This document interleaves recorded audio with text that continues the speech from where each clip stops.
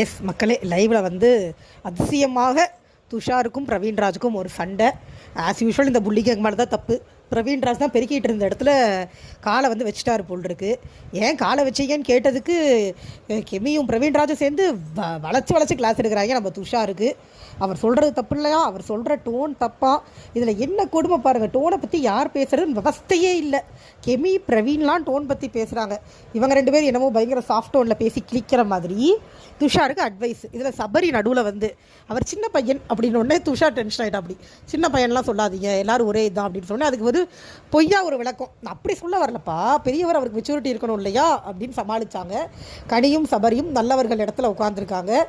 Praveen கெமிலாம் tone பற்றி பேசுகிறத கேட்டால் சை அப்படின்னு இருக்குது. நம்மளுக்கு இருக்கிறதுலே ஒஸ்ட்டு டோன் வச்சுருக்கிறது அவங்க ரெண்டு பேர் தான் வீட்டில்.